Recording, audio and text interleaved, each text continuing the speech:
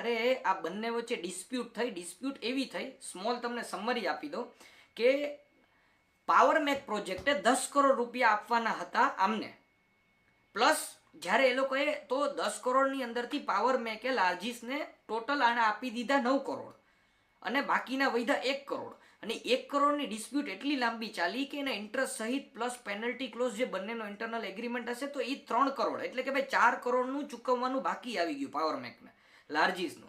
હવે આપણો આઈબીસીનો કોડ, હું જરાય આ તો નહીં જ લઈ જાઉં, પણ જે સેક્શન 9 જેને રિયલી નોલેજેબલ પર્સન તરીકે ઇન્ટરેસ્ટ છે એના માટેની વાત છે કે સેક્શન 9 છે ને આઈબીસી કોડનો એ કોઈ પણ ક્રેડિટરને ઓથોરિટી આપે છે કે હા, તમને જો કોઈ કંપની પૈસા ન ચૂકવતી હોય તો તમે એની પાસે ઇન્સોલ્વન્સી પ્રોસિડિંગ ચાલુ કરી શકો છો.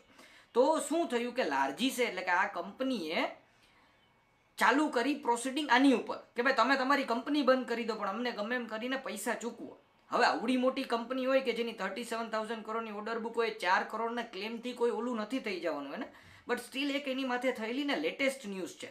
આ છે જાન્યુઆરી 31, 2025. આની અંદર બધી ડિટેલ્સ આપેલી છે અને આવું છે કમ્પલસરી કે ભાઈ સેબીને તમારે ડિક્લેર કરવું પડે છે. આખી ડિટેલ્સ કેસની છે, જેને જોવું હોય ને મેં તમને સિમ્પલ ભાષાની અંદર સમજાવી દીધી.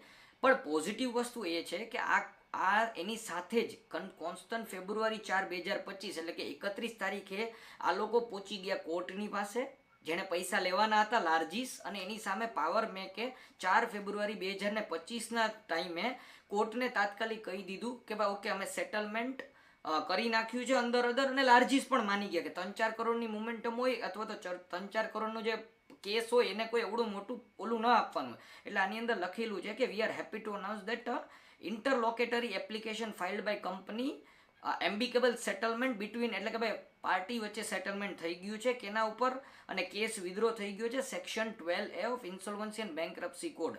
તો એના લીધે પણ થઈને સ્ટોકની અંદર મોમેન્ટમ અથવા તો થોડું ઘણું ટેન્શન બિલ્ડઅપ થઈ રહ્યું છે.